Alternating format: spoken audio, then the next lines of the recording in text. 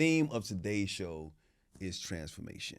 And I think we've all transformed in one way or the other for the better. And especially this young lady right here. I've seen her growth just from afar, and now seeing it up close and personal. It just means so much to me, and see how far you've come. And I can't wait to see where you're going to go with it. Thank you. Yeah.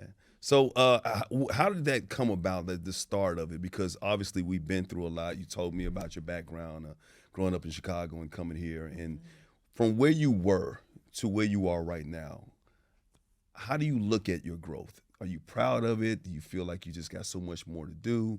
How do you view it?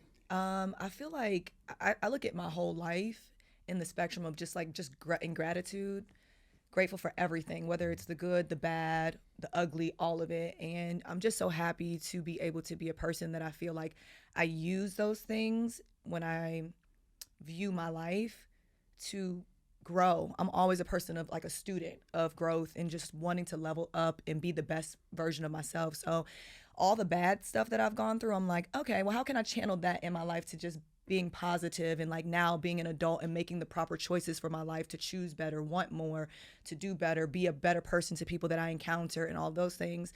And I think that, of course, I've made some mistakes, you know what I mean? And whether that's publicly, personally, whatever, I've looked at those things and I've been like, okay, I don't like how I've hurt people. I don't like how I've made, I don't like how I feel. And I've been in a space to be like, okay, let me go into therapy, or let me stop drinking, or let me, because we all know when we fucking up. Yeah, we do. Yeah, we do know. But it's like, sometimes know. you just be like, well, I'm going to just keep doing it. Yep. Like, I think I got to a space where I was like, I'm tired. Yeah. I don't like this feeling anymore. What was that moment? Yeah, Do you was that know space? can you lock into a specific moment where you were just like, you know what, fuck this? Well, more so recent was the grief of my dad was that time. But I feel like it's different moments in life when it's like. Explain what happened to your dad. So my dad passed away in October. I'm sorry to hear that. Thank you. And my relationship with him was always very troubling. He was incarcerated, things like that. So he wasn't really present in my life when I was a young girl. And when I had my son and my daughter, I wanted him to be present in my life. And we had the conversations and he wasn't consistent. And so I made a decision to kind of like back off because I did not want my children asking for him and all those things. And so it got to a point where for 5 years, we kind of weren't really dealing with one another. And then he ended up passing away. Wow. And it was that like turning point for me where I was like, oh, I'm fine. I'm okay. Right? Like, and then I was realizing like, oh no, I'm not okay. Like I'm coping through drinking alcohol. Like half the time I'm not even presently aware because my body was in such shock, and like it just brought like certain things subconsciously out of me that I didn't even know was like not healed. And so I was kind of like hurting the people around me by when I was drinking, not even remembering some things that I would say, or just like kind of not presently aware. And I was like, oh no. And then I look in the mirror and be like, you hurting yourself. You don't even look like yourself. You feel very unfamiliar when you're looking at yourself in the mirror. Like your body is changing because of the amount of alcohol that I was drinking at that point. I felt like shit every morning that I woke up. Wow. You know what I mean? And then I started thinking about my kids. Like, what are you doing? You have 2 kids. You need to be presently aware. Like you need to be like, so it was all these thoughts. And I just realized like, no, I've gotta change. I've gotta be better and do better. And so I made the choice to just be like, okay, April, you're using alcohol for what? First step. Why are you drinking so much? Because I'm trying to escape. Okay. Well, so now feel your shit. You just masking your pain. Yeah, you got to feel your feelings. So it was like, oh, don't really want to do this. But I did it. And when I said no to alcohol was the moment that I sat in so much uncomfortability, moments where I would just cry and be like, God, I don't like this. But I went back to church. I surrendered myself to God. I prayed. I've been journaling every day, meditating, and just being like, God, I'm surrendering whatever you have for me at this point because I cannot do this alone. Help me. And I feel like I've literally been now in a space now almost like 3.5, 4 months of just coasting. I've got over the hump of like no desire to drink. I'm now on to just like my body feels good. I'm working out. I'm presently aware. I'm here now. Like I feel like I've arrived back into April's body. Wow. And it took a long time to get here. You know what? It's great to hear how you can lock in, right? That's a tough question to ask yourself, Yeah. right? It's to look in the mirror and be like, what the fuck is going on? Right. Yeah. Right? And a lot of people have people in their circle that perpetuate that type of behavior.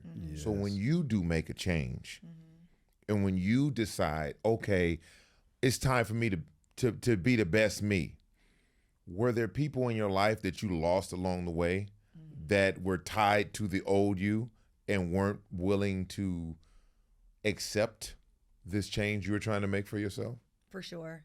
And I feel like even now sometimes with certain friends, like if I speak a particular way, they're almost expecting that it's going to be the old version of me. And then I have to retrain them to be like, that's not who I'm not who I used to be. I'm this. So don't talk to me like this. Or when I'm like the fun life of the party, and I still have that personality, but I no longer want to be like that in a club environment or like, you know what I mean? Like doing the old things that I used to do. So now when I'm like, no, and I'm creating boundaries for myself, people are like, what do you mean no? Like, come on, you don't want to drink? You don't want to take a shot? I said no. Right. So now I'm finding myself going kind of toe to toe with people about the fact It's crazy, I said, right? Yeah, right? you need to drink because Mm-hmm. you're trying to escape, and I understand that, but that's not me anymore. I can have fun and not be drunk in an environment. Like last night, I didn't drink. People are like, you want to take a shot? I don't. Do you want a juice shot? I don't. I don't even want juice. I want to drink my water. Right.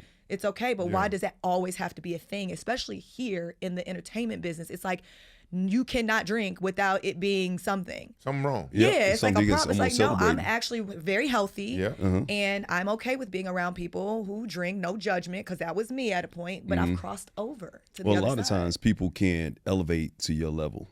They can't reach that level, so they want you to stay at a certain level so they can feel more comfortable. But it's important for you to continue to rise above it all, despite what they're saying. And Yeah. even if they are falling off, then they're not meant to go with you in that next phase. We talk about that all the time because we have friends in common that, obviously, the transition and the things that I'm going through in my life, thanks to her, I've been going to church a lot lately and just like hearing the Spirit and hearing the Lord and coming back and getting these messages and not ignoring the messages that I'm receiving as well. But we're also both public figures, right? Yeah. So when it's one thing to make that change among people that know you and you pray that they understand that you're changing for the better and not just changing to get away from them, but you're changing for the better and hoping they can do the same thing. It's another thing when you try and change the perception of people on the outside looking in, the fans, so to speak, what they expect of you. And we talked about this even before on your podcast about when I came out and talked about my past and how, still there's trepidation, me speaking on it because they only see the past. They don't see where I'm trying to go. Yeah. Not that you have to explain anything to them, but has it been difficult because you want people to see this new Apryl? Because you were always very sweet, very innocent, very bright. You were always that person. But now going from that crowd to and establishing a different crowd while trying to maintain the people that want to continue to be your fans.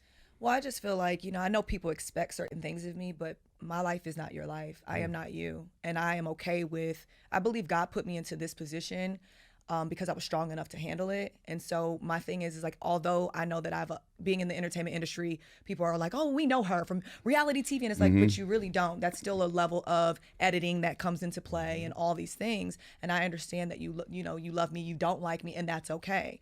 But I don't want to say that I don't care, but I'm not here to live for anyone outside of me. So I'm a human. I'm going to be a human at all times, be authentically myself. You may not like certain things, but now I'm in a space where you're going to see me grow because I'm going to put that out because that's who I am. And so now I'm in a space where, I'm putting more things on that's positive and being sober. And so people are like, wait a minute. So she used to, but that's a part of. That's growth. Right. It is growth. So you're going to see me. I'm sharing all these parts of me because I want people to know, like, you don't have to hide who you are. You can totally be a person who fucks up, a person who makes mistakes, a person who doesn't like yourself when you wake up some mornings, a person who can fall into a depression, a person who can do, like, it's okay. We have to be okay with those things. We're not perfect. Yeah. But the beautiful part about life is that you take the ugliness and you turn it into beauty, right? By elevating, by growing, by pouring into, by being a better version of yourself, because that's all we can do. Yeah, that's kind keep of where on I'm doing it. at. Have you ever, coming from reality television and being in that world, Yeah. giving people so much access to you, Mm. and like you said, they expect what they see is the actual reality of whatever it is. Like editing can make anything look you could turn something this big into a mountain through editing. Yeah. Yep. I remember that was